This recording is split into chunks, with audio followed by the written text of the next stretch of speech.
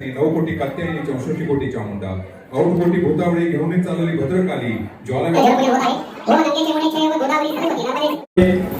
अंतिम समारंभ समारोप समारंभ सन्माननीय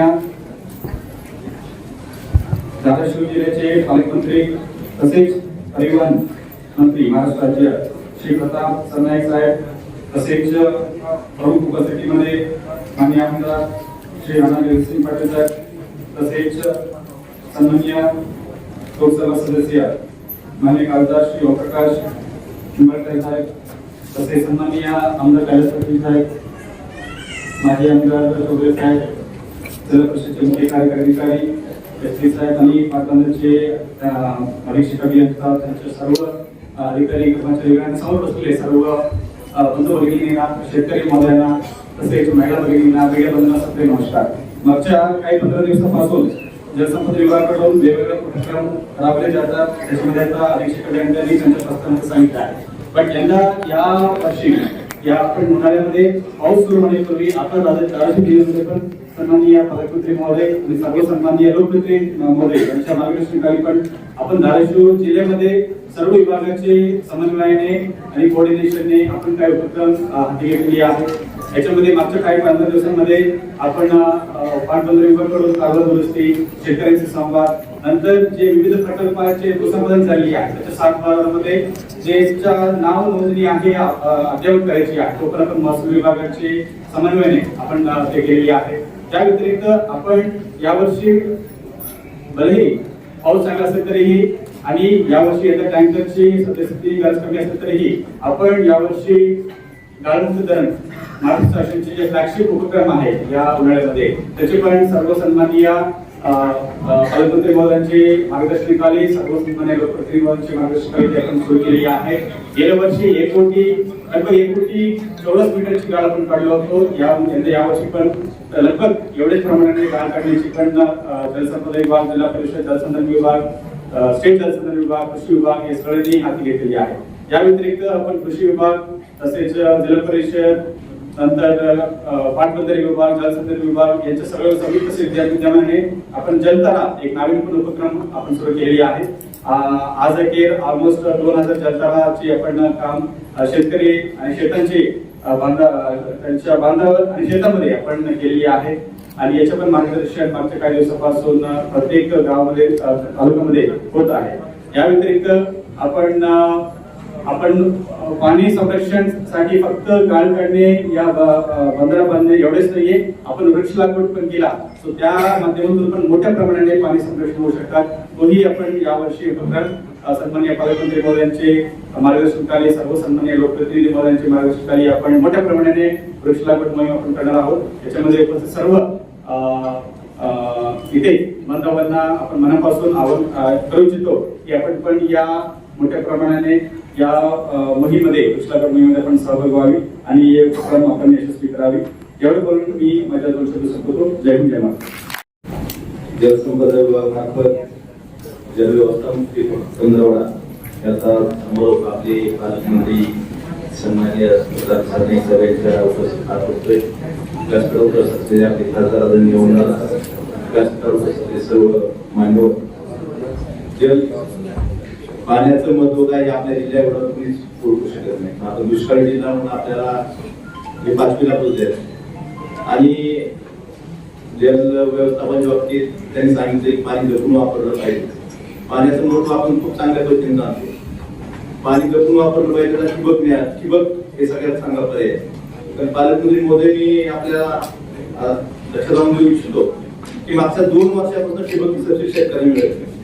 आपण एका बाजूला शेतकऱ्यांना सांगायचे की पाणी जपून वापरलं पाहिजे ठिबकचा वापर केला पाहिजे पण त्याचबरोबर जी शासनाची योजना आहे ही पाणी बचतीची आहे त्यासाठी सुद्धा शासनाने जे अनुदान दिलेलं आहे ते वेळेत कसं दिलं पाहिजे ही शासन म्हणून आपली सर्वांची जबाबदारी शेतकऱ्यांना वेळेत पोहोचलं पाहिजे.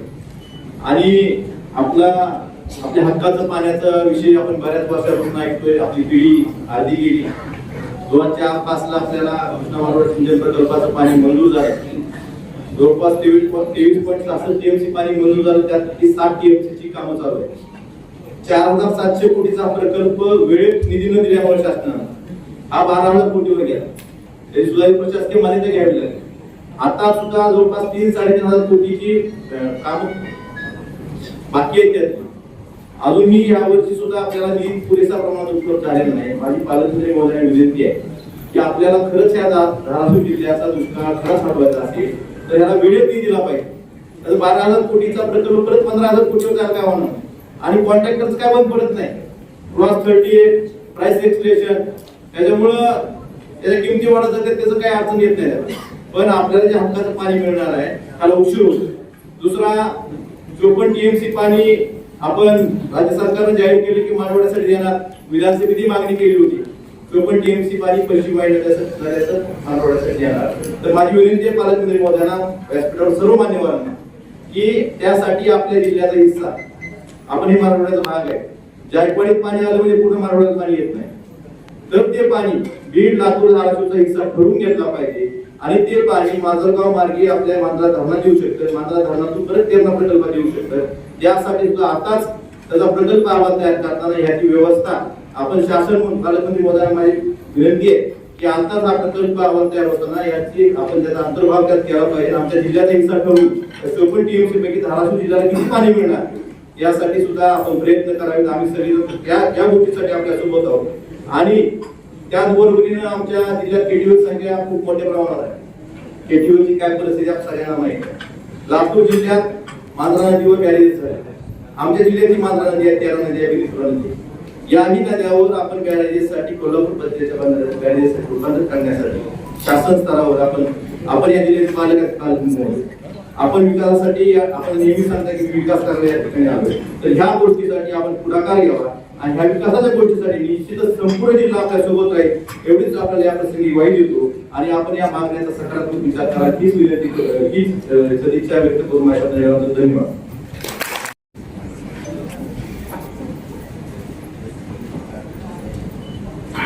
जलसंपदा पंधरवडा 2025 याच्या समारोपाकडे आपण आज येतोय.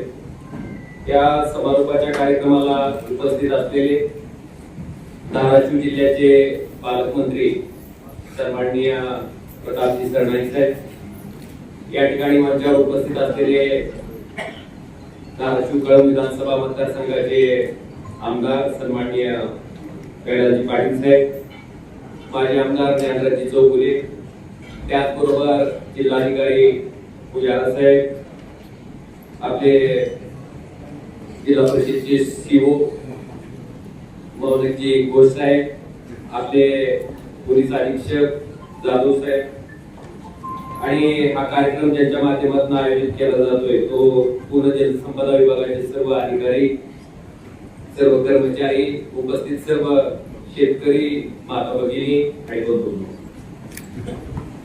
पाण्याचं महत्व पटवण्यासाठीचा हा सगळा अट्टास 15 दिवसापासून आपण वारंवार त्याच्यावर चर्चा करतोय. त्याच्याबद्दल विविध प्रकारचे कार्यक्रम जिल्हाभर त्या ठिकाणी राबवले जात आहेत.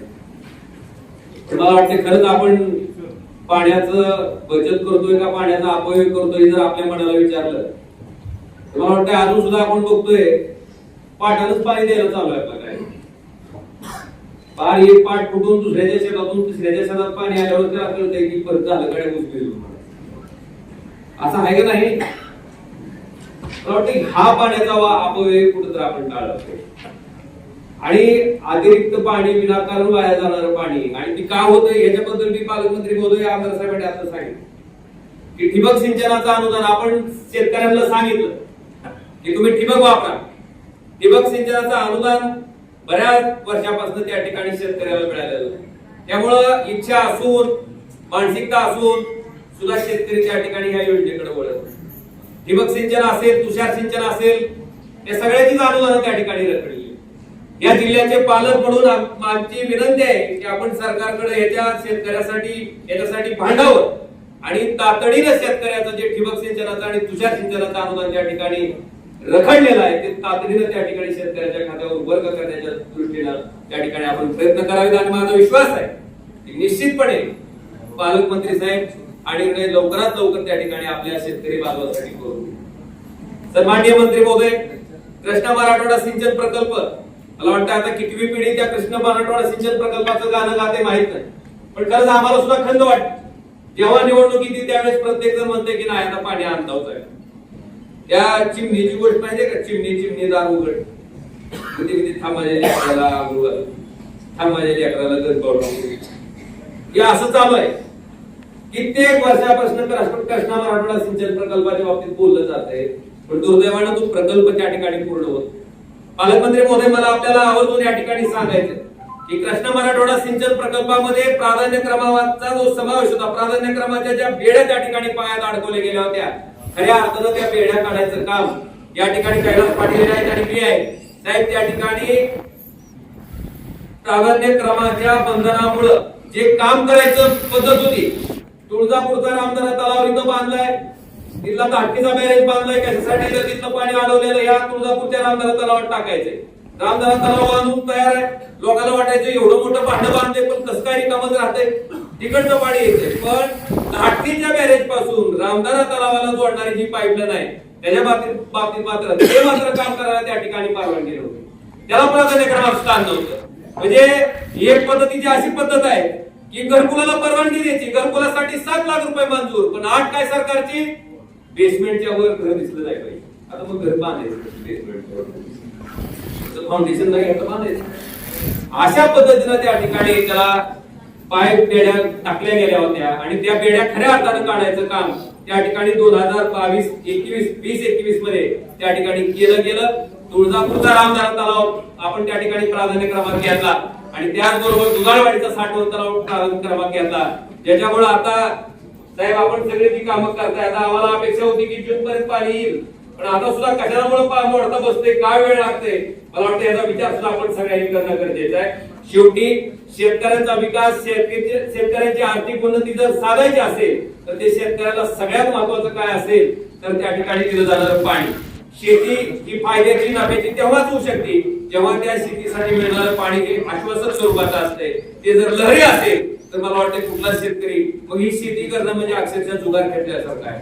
म्हणून विनंती आहे की या जलव्यवस्थापन कधी पंधरवड्याच्या माध्यमातून आज आपण समारोपाकडे वळत असताना निश्चित शेतकऱ्यांनी पाण्याचा अपव्यय त्या ठिकाणी टाळणं गरजेचंच आहे, पण त्याचबरोबर आपण सुद्धा सरकार म्हणून त्या ठिकाणी ज्या काही गोष्टी करणं आवश्यक आहे त्या सुद्धा तातडीनं त्या ठिकाणी करणं गरजेचं आहे. पालकमंत्री महोदय, मला अजून एक गोष्ट आपल्याला लक्षात आणून द्यायची. आमच्याकडं तेरणा नदीच्या तिथून पहिल्यांदा आमचा कॅनल त्या ठिकाणी चालू होता. त्या कॅनल मधनं आमचे शेतकरी त्या ठिकाणी जमीन त्यांची बागायती करत होते, पण काहीतरी योजना सरकारनं आणायची ठरवली, बंद पाईपलाईन पाणी देतो म्हणून सांगितलं, झालं आमचा कॅनल टाकला बुजून. बागायती शेती जिरायती झाली असं अख्खं महाराष्ट्राचं जर कुठलं उदाहरण असेल तर फक्त मला वाटतं आमची बागायती शेती जिरायती झाली. परत आता त्या पाईपलाईन काही चालल्या नाहीत, ती योजना सगळी फोल ठरली. शासनाचे 40-50 कोटी रुपये अक्षरशः त्या ठिकाणी पाण्यात गेले. शेवटी शासनाचा पैसा म्हणजे शेवटी टॅक्स पेअरचा पैसा. सामान्य लोक जीएसटीच्या माध्यमातून पैसे ते भरतायत आणि आपण या लोकशाहीमध्ये निवडून दिलेले लोकप्रतिनिधी, निवडून दिलेलं सरकार म्हणून ह्या ट्रेजरीचे विश्वस्त आहे. मला वाटतं त्याच्या बाबतीत सुद्धा अशा पद्धतीनं काहीतरी काही गडबडीत निर्णय करायचा, काहीतरी फक्त घोषणा करायच्या आणि त्याच्यातनं शासनाच्या पैशाचाही अपयोग करायचा आणि शेतकऱ्यावर अन्याय करायचा. मला वाटतं अशा पद्धतीचे कामं या जिल्ह्यात पूर्वी झाले. आम्हाला अपेक्षा आहे की तुमच्या नेतृत्वाखाली तरी चांगल्या पद्धतीचं काम, शेतकऱ्याचं जीवन सुसह्य करणारं काम त्या ठिकाणी जिल्ह्यात व्हावं, जिल्ह्याच्या शेतकऱ्यांना त्या ठिकाणी आधार मिळावा ही अपेक्षा आजच्या या जलव्यवस्थापन कृती पंधरवड्याच्या माध्यमातून मी आपल्या सर्वांना करतो आणि सगळ्या शेतकऱ्यांनाही विनंती करतो की पाणी हीच मला वाटते आपली खरी संपत्ती आहे. पाणी जर टिकलं, पाणी व्यवस्थित आपण जपून वापरलं तरच आपण शेती ही नफ्याची आणि फायद्याची त्या ठिकाणी करू शकतो. हा विचार गुणगाठ मनाशी बाळगून शेतकऱ्यांना सुद्धा इथून पुढच्या कालखंडामध्ये पाण्याचा अपव्यय टाळण्याच्या बाबतीत नुसती शपथ घेऊन नाही तर स्वतः ते कृतीत आणून त्या ठिकाणी या जलव्यवस्थापन कृती पंधरवड्याची अंमलबजावणी अतिशय तंतोतंत पद्धतीने करावी ही अपेक्षा आपल्या सगळ्याकडनं व्यक्त करतो आणि मंत्री महोदयांना परत विनंती करतो की आम्हाला कृष्णा मराठवाडा सिंचन प्रकल्पाचं पाणी मंत्री महोदय त्या तुळजापूरच्या रामदारा तलावात टाकलेलं दाखवून त्या ठिकाणी मग आपण त्या ठिकाणी आपलं नेतृत्व या ठिकाणी सिद्ध करावं ही विनंती करतो आणि आपल्या सर्वांना शुभेच्छा देऊन माझ्या शब्दाला विराम देतो. धन्यवाद. सर्व प्रतिनिधी, लोकप्रतिनिधी, अधिकारी, बंधू भगिनी आणि माझ्या युवक मित्रांनो, येऊन बराच वेळ झालाय. किती वाजता आले सगळे? 11? 10 झालं. 10 साडेदहा. ठीक आहे. जेवण झालं व्यवस्थित? ओके. आम्ही फार वेळ तर घेणार नव्हतो, परंतु काही गोष्टी इथे मांडल्या गेल्या त्याच्या बाबतीमध्ये वास्तव आपल्याला सर्वांना कळणं गरजेचं आहे. साधारण 30 एक वर्षापूर्वी आपण, आता बरेच जण इथे बऱ्यापैकी युवक दिसत आहेत, पण साधारण 30-35 वर्षापूर्वी आपल्या जिल्ह्यामध्ये साखर कारखाने किती होते याची थोडी आपण माहिती घ्या. कोणाला आठवतं का 30-35 वर्षापूर्वी किती कारखाने होते? थोडी नाही घेते. सुधीर पाटलांना माहिती असेल ना? नाही. आपल्या जिल्ह्यामध्ये 1-2 साखर कारखाने होते आणि ऊस कमी पडायचा म्हणून कर्नाटकात आपल्याला ऊस आणावा लागायचा. ही परिस्थिती होती. डॉक्टर पद्मसिंह पाटील साहेब पाटबंधारे मंत्री झाले, ऊर्जा मंत्री झाले आणि आपल्या पूर्ण जिल्ह्यामध्ये प्रचंड प्रमाणामध्ये केटीवेलचं जाळं त्यांनी निर्माण केलं. साठवण तलाव केले, पाझर तलाव केले आणि त्याच्यामुळे आपल्या जिल्ह्यात आता पाऊस जेव्हा पडतो, पाऊस अडवला जातो. जो आधी वाहून जायचा ते पाणी सगळं अडतं आणि त्याच्यामुळे लोक जे आहेत ते उसाकडे वळले, साखर कारखाने झाले, गुळ पावडरचे युनिट काही लोकांनी काढले. आता जवळजवळ 40 किंवा काय 25-30 युनिट आपल्या जिल्ह्यामध्ये आहेत. त्याचं मूळ कारण हे आहे की पाणी आपण आपल्या जिल्ह्यामध्ये अडवू शकलो. परंतु वास्तव काय, पाऊस पडायला हवा. पाऊसच नाही पडला तर करणार काय? त्यामुळे आपण आपल्या हक्काचं पाणी जे आहे ते पश्चिम महाराष्ट्रातलं पाणी आणण्याचा निर्णय घेतला. स्वाभाविक गोष्ट आहे की आपल्याला लांबून पाणी जर आपल्याकडे आणायचं म्हटलं अडचणी येतात. आपल्यापैकी अनेक जण शेतकरी आहेत. पाईपलाईन जर आपल्याला टाकायची म्हटलं 1-2-4 किलोमीटर सुद्धा वेगवेगळ्या लोकांच्या शेतातलं पाईपलाईन टाकताना किती अडचणी येते आपल्याला माहिती आहे. आणि हे तर पश्चिम महाराष्ट्रातलं मराठवाड्याला पाणी आणायचं आहे. त्या बाबतीमध्ये अतिशय ताकदीने जे प्रयत्न झाले आणि जे काम चालू आहे त्याच्यामुळे रामदऱ्यामध्ये पाणी जे आहे ते येणाऱ्या पावसाळ्यात घाटणे बॅरेजमध्ये उचलून पश्चिम महाराष्ट्रातलं पाणी जे आहे ते आपल्या भागात रामदऱ्याला येणार आणि रामदऱ्यातनं मग टप्प्याटप्प्याने तुळजापूर आणि त्याच्यापुढे उमरगाव भागाला जाणार आहे. आपल्याला हे सांगायला आनंद वाटतो की दुसऱ्या पद्धतीने पाणी आपण परांडा आणि त्याच्या बरोबरीने भूम आणि वाशीलाही आणतोय. तेच पाणी काही प्रमाणामध्ये कळंब देखील येणार आहे. म्हणजे 8ही तालुक्यांना पाणी जे आहे हे आणण्याचा आपला जो प्रयत्न आहे चांगलं यश मिळतंय. देवेंद्र फडणवीस साहेबांच्या माध्यमातून ते जलसंपदा मंत्री असताना बऱ्याच गोष्टी घडल्या आणि आता तर ते मुख्यमंत्री असल्यामुळे सगळंच अजून सोपं झालंय. मी म्हटल्याप्रमाणे पाणी आणण्याची प्रक्रिया जी आहे ती अतिशय ताकदीने व्यवस्थित झाली आहे. ज्यांनी आज हा कार्यक्रम घेतला त्याची हे आपले अधीक्षक अभियंता आहेत पाटबंधारे विभागाचे, जलसंपदा विभागाचे. जबाबदारी यांच्यावरती आहे पाणी आणण्याची. आता पाणी घाटणीमधून कधी आपण लिफ्ट करणार? म्हणजे या पावसाळ्यात पाणी जे आहे ते उचलून आपण रामदऱ्यामध्ये आणतोय. त्याच्या अनुषंगाने युद्ध पातळीवरती काम चालू आहे. काही झारीतले शुक्राचार्य असतात, त्यांनी वेगवेगळ्या ठिकाणी अडचणी निर्माण केल्या, परंतु त्याच्यावरती पूर्ण आपण मात करतोय. काळजी करण्याचं काही कारण नाही. आणि सरनाईक साहेब आहेत आपल्या मदतीला शिंदे साहेब आहेत, अजित पवार साहेब आहेत आणि आपले मुख्यमंत्री महोदय आहेत. आनंदाची बाब आपल्या सर्वांना अजून एक सांगायची आहे ती म्हणजे कोल्हापूर सांगलीचं पुराचं पाणी जे आहे ते प्रचंड प्रमाणामध्ये आपल्याला माहिती आहे की काही 2-3 वर्षाला पुरामुळे प्रचंड नुकसान होतं. आणि आता मित्र या संस्थेच्या माध्यमातून एक जबाबदारी देण्यात आलेली आहे की त्या पाण्याचं व्यवस्थापन करायचं. म्हणजे कोल्हापूर सांगलीला आपले काही नातेवाईक असतील त्यांना विचारा. 2-3 वर्षाला पूर येतो आणि प्रचंड नुकसान होतं, प्रचंड आर्थिक हानी होते, जीवितहानी होते. तर विचार आता देवेंद्रजीने आपल्या मुख्यमंत्री महोदयांनी हा मांडला होता की पाणी जे आहे ते कोल्हापूर सांगलीचं आपल्या धाराशिवपर्यंत मराठवाड्यापर्यंत आणायचं आणि इथे आणत असताना सोलापूर आणि इतर काही दुष्काळी जे भाग आहेत तिथे देखील पाणी द्यायचं. जवळजवळ 100 ते 130 किलोमीटरचा बोगदा करून आपण ते पाणी आणणार आहोत. त्याचं काम जे आहे डीपीआर बनवण्याचं ते देखील आता एका कंपनीला दिले आणि जागतिक बँकेच्या मदतीने हे काम जे केलं जात आहे. तर जसं डॉक्टर पद्मसिंह पाटील साहेबांनी आपल्या जिल्ह्याचा चेहरा मोहरा बदलला, पाणी अडवण्याचं काम केल्यामुळे हे आपल्याला बागायती क्षेत्र दिसतंय, हे प्रचंड प्रमाणामध्ये ऊस जो दिसतोय तो खरं तर पाणी अडवण्याचं काम झाल्यामुळे आता त्याच्या बरोबरीने आपली जबाबदारी ही आहे की आपल्या हक्काचं, मराठवाड्याच्या हक्काचं, धाराशिवच्या हक्काचं पाणी जे पश्चिम महाराष्ट्रात पडतं कारण आपल्याला मिळायला हवं ते पाणी देखील आपल्या भागामध्ये आणण्याची आपली जबाबदारी आहे आणि ती पार पाडण्यासाठी आदरणीय देवेंद्रजी फडणवीस साहेब अतिशय ताकदीने आपल्या बरोबर आहेत. अगदी 3 दिवसापूर्वीच छत्रपती संभाजीनगरला त्यांनी याचा उल्लेख केला की कोल्हापूर सांगलीचं पाणी आम्ही मराठवाड्याला आणणार आहोत. खरं तर हे येणार आहे उजनीच्या मार्गे पहिलं धाराशिवला, बीडलाही कदाचित जाईल, पुढे जाईल. परंतु आज या कार्यक्रमाच्या निमित्ताने मला आपल्याला एवढं सांगायचं आहे की खूप ताकदीने मोठे कामं चालू आहेत आणि आपल्या जिल्ह्याचा चेहरा बदलताना आपल्याला दिसणार आहे. आई तुळजाभवानीचं मंदिर आणि तुळजापूर इथे जवळजवळ 2000 कोटीची गुंतवणूक आपण करतोय. आपण येडशीला अभयारण्य जे आहे तिथे आपले लोकसंबंधित हे नागपूरला आणि यवतमाळला जाऊन आले. तिथे अभयारण्याच्या बाबतीत देखील आपण काम जे आहे ते हाती घेतोय. तेरच्या बाबतीत तुम्हाला माहिती असेल, तेरला देखील आपण वेगळ्या पद्धतीने काम करतोय. आज पालकमंत्री महोदय आवर्जून नळदुर्गला जाणार आहे. नळदुर्गचा किल्ला आणि तो परिसर, परांड्याचा किल्ला असेल, अगदी उमरग्या लोहाऱ्यामध्ये सुद्धा काही विशिष्ट ठिकाणी आपण पर्यटनावरती भर देणार आहोत. एकीकडे पर्यटन, दुसरीकडे उद्योगांना MIDCच्या माध्यमातून तामिळवाडीला एक MIDC आपण करतोय. सोलापूरच्या जवळ तिथे जवळजवळ 10,000 लोकांना रोजगार मिळेल अशी परिस्थिती आहे. सोलापूरचे 150 उद्योजक हे आपल्या धाराशिवच्या तामिळवाडीच्या MIDC मध्ये गुंतवणूक करायला तयार आहेत. 400 एकरचं भूसंपादन सुरू झालंय. वडगावमध्ये छोट्या उद्योजकांसाठी आपण एक MIDC करतोय, MSME पार्क करतोय.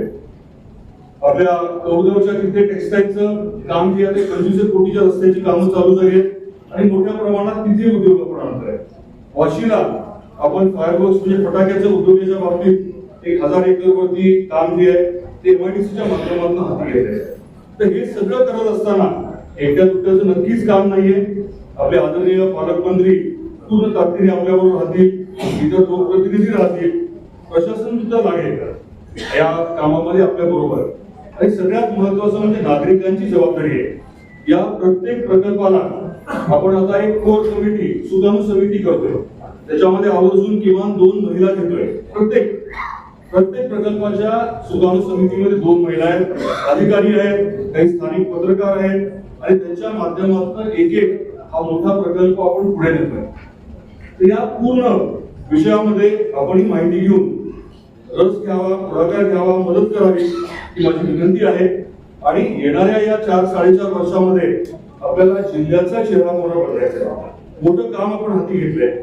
आता खरं तर बरंच लांबचं बोलणं व्हायला लागलंय, त्यामुळे थोडा आवर्त घेतो मी. पण माता भगिनी ते मोठ्या संख्येने आहेत. तुमची जबाबदारी आता मोठी वाढली आहे. लाडकी बहीण म्हणून आता तुम्ही मोठे आशीर्वाद दिले आणि स्वाभाविकच आहे की आपल्या अपेक्षा देखील मोठ्या आहेत. तुम्हाला स्वतःला काही उद्योग व्यवसाय करायचा असेल, अगदी शेती संबंधित असेल किंवा इतर काही असेल, कोणाला ब्युटी पार्लर काढायची आहे, कोणाला दुकान काढायचंय, एक कपड्याचं दुकान काढायचंय, सरकार आपल्याला पूर्ण मदत करायला तयार आहे. अनुदान द्यायला तयार आहे, कर्ज द्यायला तयार आहे. फक्त आपण पुढाकार घ्या. कुठेही अडचण आली, इथे बसलेले सगळेच जण स्टेजवरती बसलेले आपल्या मदतीसाठी आहे.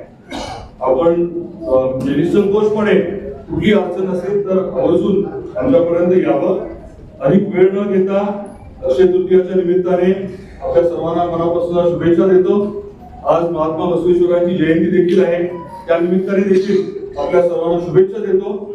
आणि आज अतिशय चांगला कार्यक्रम आयोजित केला, कार्यशाळेच्या माध्यमातून चांगलं ज्ञान लोकांपर्यंत पोहोचवलं, याबद्दल जलसंपदा विभागाचे मी आभार मानतो आणि थांबतो. धन्यवाद. जय हिंद, जय महाराष्ट्र.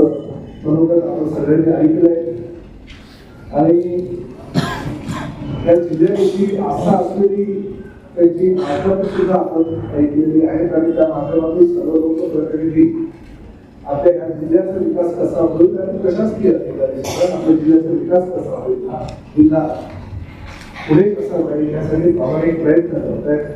या जिल्ह्याच्या पालकमंत्रीमध्येही त्याचं मनापासून कौतुक करतो.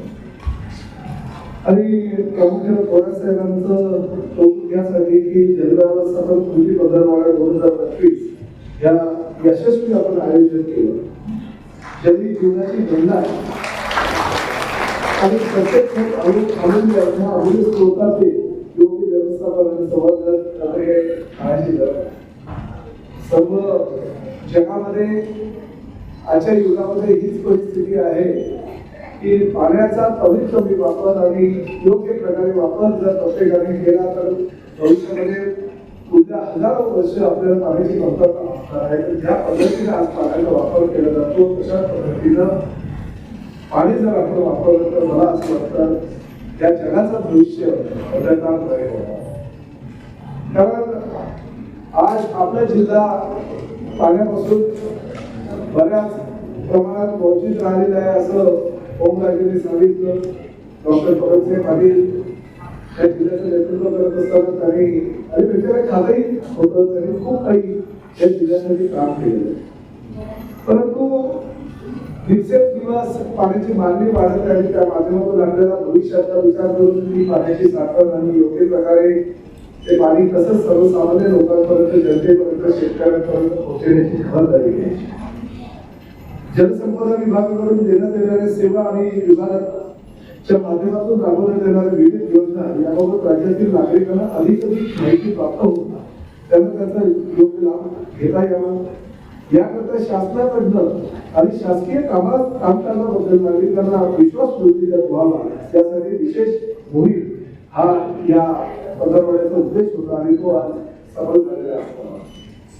मी धाराशिव जिल्ह्याचा पालकमंत्री झाल्यानंतर मी शिंदे साहेबांना एकदा विचारलं माझ्या शहरापासून जवळजवळ 12-12.5 तासाच्या अंतरावर म्हणजे बाय कार जर आलो तर अंतरावर असलेल्या जिल्ह्यासाठी मी काय करू शकतो. परंतु ज्यावेळेस मी पालकमंत्री झालो आणि या जिल्ह्यामध्ये आलो त्यावेळेस सर्वसामान्य जनतेच्या भावना, त्यांचे प्रश्न, शेतकऱ्यांचे प्रश्न, आम्हाला कष्ट करणाऱ्यांच्या महिला भगिनींचे प्रश्न ऐकून मलाही असं वाटते की माझ्या पक्षाच्या नेत्यांनी योग्य ती जबाबदारी दिलेली आहे. आणि मी जर तुळजाभवानीचा निश्चित भक्त आमची कुलदेवता म्हणून तुळजाभवानीकडे वारंवार माझं एकदा व्हायचं आणि मी शेवटी हा विचार केला की या जिल्ह्याचा पालकमंत्री म्हणून मला जबाबदारी देत असताना आई तुळजाभवानीची सेवा करण्याची मला संधी माझ्या पक्षाला दिली. त्याबद्दल खरोखर त्याचा आभार व्यक्त. आज या कार्यक्रमाच्या माध्यमातून अनेक विषय आपल्या समोर मांडायचे होते परंतु वेळेचा अभाव आहे आणि माझ्या सगळ्या सहकारी लोकप्रतिनिधी आपल्या भावना व्यक्त करताना मी प्रामुख्याने प्रशासन म्हणून जिल्हाधिकाऱ्यांनी आपल्या भावना व्यक्त करताना या जिल्ह्याचा विकास कशा प्रकारे घेता येईल आणि पाण्याचे प्रश्न कसे सोडवता. मी शहरी भागातील आमदार गेल्या 20 वर्ष लोकप्रतिनिधी आणि महापालिकेमध्ये 35 वर्ष मी लोकप्रतिनिधी म्हणून काम करतो. आमच्या शहरामध्ये ग्रामीण भागातले जे प्रश्न आहेत ते वेगळे असतात आणि शहरी भागातले प्रश्न वेगळे असतात. परंतु पाण्याचा वापर कसा योग्य प्रकारे करावा यासाठी मी सातत्याने प्रयत्न केले आणि माझ्या मतदार संघामध्ये येऊन नावाचा डोंगर आहे. त्या डोंगरामध्ये जे पाणी खाली उतरलं जातं ते नाल्यामध्ये आणि गटारामध्ये जायचं, खालीमध्ये जायचं. ते पाणी कसं आपल्याला साठवता येईल, ते पाणी कसं जमा करता येईल, त्या बंधारे जर बांधले तर ते पाणी साठवून आपल्याला एक पाणी मिळेल का यासाठी प्रयत्न केला आणि पाठपुरावा करून कधी नव्हे ते शहरी भागामध्ये जलसंपदा विभागाने पहिल्यांदा खर्च केला आणि 5 कोटी रुपयाचे 9 बंधारे आम्ही बांधले आणि आता मी तुला अभिमानाने सांगू इच्छितो की जवळजवळ 2 ते 2.5 एमएलडी पाणी माझ्या महापालिका क्षेत्रामध्ये माझ्या लोकांना मिळतं. आणि त्याचबरोबर महत्वाचं म्हणजे जी जनावर जंगली श्वापच्या जंगलामध्ये वापर त्यांचा होता आणि पाणी उन्हाळ्यामध्ये म्हणजे एप्रिल आणि जून महिन्यामध्ये पाणी मिळत नाही म्हणून ते जनावर रस्त्यावर यायची आणि अपघातामध्ये मृत्यूमुखी पडायचे. आता त्या जनावरांना रस्त्यावर यायची गरज नाही. ते पाण्याचं सागर त्याच ठिकाणी झाल्यामुळे पाणी ते तिथेच पितात आणि जंगलाच्या बाहेर जनावर इथेही पसरून होती. त्यामुळे पाण्याचा वापर कसा करावा आणि योग्य वापर केल्यानंतर कसं कुणाला त्याचा फायदा होऊ शकतो हे या माध्यमातून आपण दाखवून दिलं पाहिजे. लोकप्रतिनिधी म्हणून काम करत असताना अशा भावना केल्या. काही विहिरी आहे, विहिरीच्या पुनरुज्जीवनासाठी मी आयुक्त कलेक्टर साहेबांना म्हणालो की आता पूर्वीचे दिवस आम्ही सुद्धा आमच्या ग्रामीण भागातून आमचा जन्म सुद्धा शेवटी गावात खेड्यांमध्येच झालेले आहे आणि आम्ही सुद्धा आमच्या लहानपणी उंदळीतलं विहिरीचं पाणी प्यायलेलं. आमची आई, आमची मावशी, आमची काकी ती बाळी विहिरीमध्ये टाकायची, ती ओढायची आणि त्यानंतर आम्हाला उंदळीचे पाणी 1 वर्ष दिवस आम्ही काढलेले. परंतु आता ग्रामीण भागामध्ये तरी कुठेतरी ते दिसत असेल तर शहरी भागामध्ये दिसत नाही. तर शहरी भागातल्या सगळ्या विहिरीमध्ये सांडपाणी गेलेलं आहे. त्या विहिरी खराब झालेल्या पिण्याचं पाणी तर लाभतो गोष्ट की लोक घरी धुण्या भांड्याला सुद्धा ते पाणी वापरत नाही. अशा शहरी भागातल्या विहिरी झालेल्या आहेत.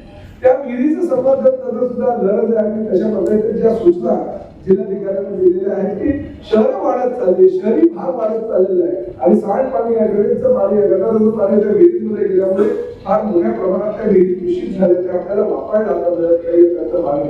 अशा पद्धतीचा पाण्याचा योग्य तो वापर जर आपण केला आणि चांगल्या प्रकारे ते नियोजन केलं, त्या विहिरीचं पुनरुज्जीवन केलं तर त्या विहिरी सुद्धा अतिशय चांगल्या प्रकारे आपल्याला भविष्यामध्ये आम्हाला येऊ शकेल. मी जास्त आपला वेळ घेत नाही कारण आपण फार सकाळपासून या ठिकाणी आला. अनेक मान्यवरांनी या ठिकाणी मार्गदर्शन तुम्हाला केलं असेल, त्यामुळे पालकमंत्र्यांचे जास्त मार्गदर्शनाची गरज नाही आपल्याला असं समजून भाषण माझं आवडतं घेतो. आपल्या सगळ्यांना मनापासून शुभेच्छा देतो. तर अशाच प्रकारचं काम जसं भोरसाहेबांनी काम या परिसरामध्ये केलेलं आहे आणि चांगलं काम ते करतायत, अशाच पद्धतीचं काम अनेक या अधिकाऱ्यांनी या ठिकाणी केलं पाहिजे. आणि पालकमंत्री म्हणून सदैव मी या जिल्ह्यासाठी आणि प्रामुख्याने सगळ्या लोकप्रतिनिधींच्या मार्गासाठी आपल्या सोबत राहील अशी या ठिकाणी आपल्याला वचन देतो. विजय थोरात साहेब, आमचे किरण साहेब, महिला कोच साहेब या आपल्या सगळ्यांना मनापासून शुभेच्छा देतो. असंच काम करत राहा. प्रशासन आणि लोकप्रतिनिधी या दोन जर बाजू एकत्रित असतील तर मला असं वाटतं कुठल्याही जिल्ह्याचा किंवा गावाचा किंवा तालुक्याचा विकास झाल्याशिवाय राहणार नाही. मला शुभेच्छा. जय हिंद, जय महाराष्ट्र. महाराष्ट्रातील ताज्या बातम्या पाहण्यासाठी आमच्या यूट्यूब चॅनेलला सबस्क्राईब करा. इंस्टाग्राम आणि फेसबुकवर हा व्हिडिओ पाहत असाल तर फॉलो करायला विसरू नका. धन्यवाद.